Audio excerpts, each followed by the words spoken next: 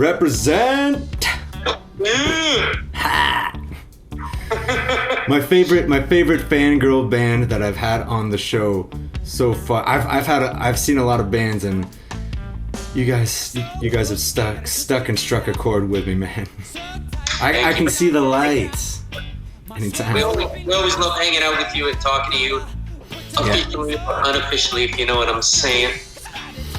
So you guys said you were setting up a stage. Is there a stage back there, or just So, this is the stage. Huh. Yeah, I mean, it's definitely been a while. I haven't seen a hairdresser in quite a long time. So, yeah, they're reaching their maximum length, I'll tell you that. There should be a face thing that should be a Zebra And The Bandit fucking filter like that. One goes like that, and then one's got the stripes. One turns into a That would be pretty cool, actually. We should. Are you listening, Facebook? Get on that. I'm gonna write this down. So you guys have a stage. Oh. So okay, so we're actually here at my place. So I just recently scored a place, 26 acres up in Niagara region. Oh. So that's where I'm living now, and I have my. I'll tilt the screen. I was gonna say, it looks pretty ace, man. Holy shit, that place is all yours? Yeah, so up there is basically the band setup, and you can overlook that and look down. So that's upstairs. It's my kitchen there, and we're in the family room. And then outside, I don't know if we'll have time in this interview, just because we're on laptop and whatnot, but you'll see more footage of it and all that. But basically, it's 26 acres, so you can imagine some of it's crop field and stuff like that. I also I've set up like a dog boarding and pet services business and stuff on the side besides music. That's what I do, music and animals.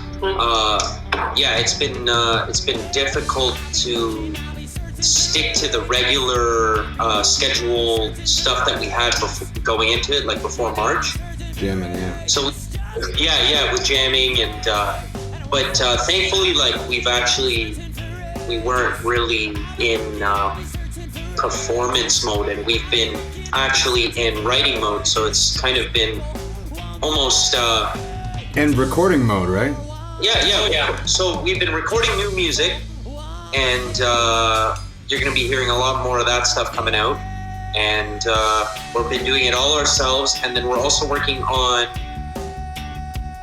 some new music videos. We're about to shoot a couple, and we have some that we're going to be releasing soon. And so, I mean, we've been dancing around our regular routine, trying to be creative with getting stuff done on our timeline, or the Zebra and the Bandit timeline. This day and age, it's actually a lot easier to record yourselves than you think, right? And that's I think the biggest thing that we took a stab at through this whole, whatever you want to call it, quarantine, the world being shut down. It really forced us into the creative space. And one big thing changed is that we started recording ourselves in our own home studios. And honestly, with a laptop and an interface, like, you'll hear all of the musicians, all the greatest musicians always say, it's all about the music itself. It's all about the song itself. You don't need the fanciest gear to promote the bangerest, however you want to say it, the most banging tracks. I like the realized, right? I like bangerest. Bangerest. Yeah. I'll go with bangerest, right? But I would say that's the biggest thing that we've been up to is it's forced us into our own home studios, right? And we've been recording ourselves, so you can expect a whole onslaught of new material coming from Zebra and the Bandit. I'd say the biggest thing is it's taken the time that it takes to, traditionally bands, they write 6 songs, they practice it for like 6 months, and then they spend thousands of dollars going into the studio, and you only hear them release 5 or 6 songs a year. But this has really been a game changer for us in the sense that you're going to expect a whole onslaught of new music coming from us now that we're recording ourselves. And it's something that I encourage all artists to take the leap of faith and to start doing, is to start producing your own music. Well, I think we're all lucky that this camera stops off here, because that got me pretty excited right there. Woo! Now I see you guys got a flag back there. I thought of something. Why don't you guys get some shades? Make some Zebra and the Bandit glasses, sunglasses. I'll rock those any day. We've been talking about our merch. So today, after this interview, after our talk, we're sitting down and we're going to actually lay out our next moves officially for the band, because we've been, developing a lot of our back end in the last little while, and really loading up our arsenal of stuff that we're going to be releasing. I think if anything, what we're going to do, especially now that people aren't going out and playing, is doing exactly that, go out and play, right? I think a lot of people are doing this whole play from home, play from the living room such thing. I personally think it's nothing against it, right? It's personally, and I think it's a little bit drawn out, right? A lot of people are doing the play from the living room stuff, but no, honestly, power to everybody. Make music from your living room, make content, do it, and that's great. But if you're asking us what our next move is, we're actually going to start playing in public again, right? We're going to start setting up out there in the fields, right? Out there in public, out there in the right there in Jurassic Park. Again? Exactly, right? We're going to bring that back, because I think more than ever, people are dying to hear some live music, and we're going to give it to them. If it's not going to be at a live venue, it's going to be at our own, in our own field, our own clearing in the wild.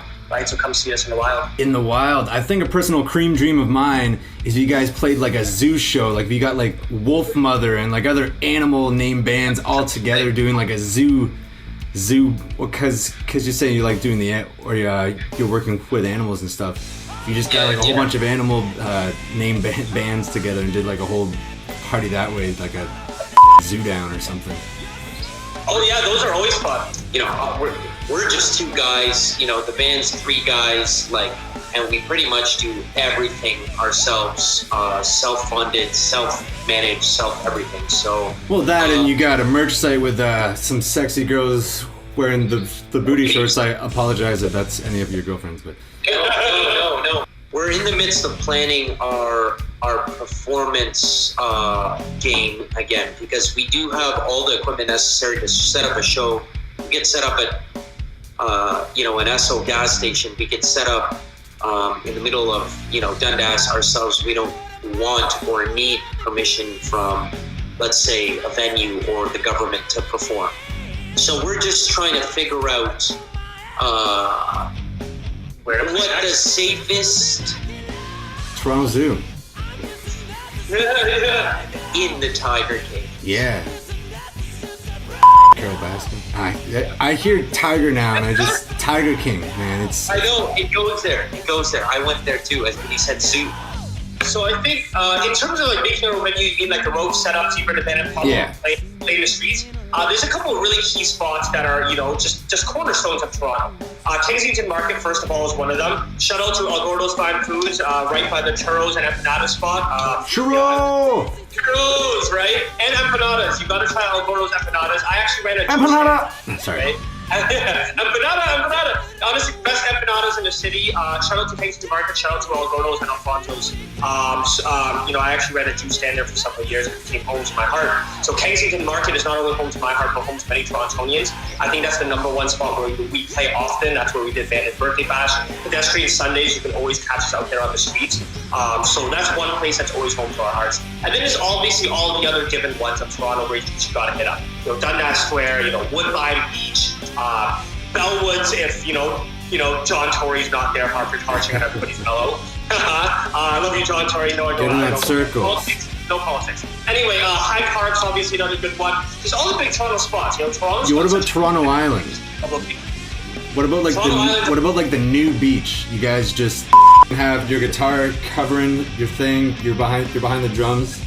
You guys know where the Toronto ferries dock off and stuff like that? There's like a big spot. That would be so perfect right now. That would be pretty cool. That'd be a really good spot. Except the ferries aren't running yet. But yeah, no, it's right by. Oh no, they are. Yeah, man. Yeah, they are running out. Yeah. Okay, nice. That's wicked. Yeah. You just gotta find a spot with a lot of headroom for you.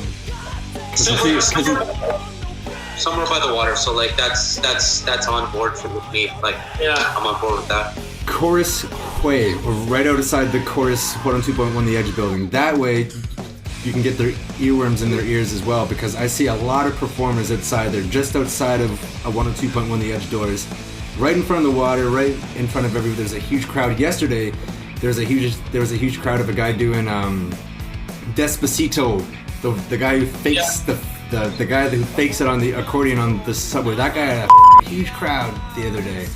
I think you guys could reel in a lot more. And I think that's what's so great about Toronto is there's so many different pockets and different locations in the city. Like, it's like one big moving GTA, game of GTA, right? Literally the GTA. Toronto's full of great spots, and Toronto's the greatest city to live in during summer, right? It's just so much fun. So catch us out there. If anybody has any ideas of anywhere they want us to see us play, if you're having your own backyard birthday bash and you want to see Zebra and the Bandit pop in, give us a call. We'll be there. Pop it in the comments too. Yeah. Where do you want to see us play? Pop it in the comments. We are Zebra and the Bandit. Stay safe And stay tuned on the Dr. T Show. Dr. T Show. Dr. T Show. Dr. T Show. Dr. T Show.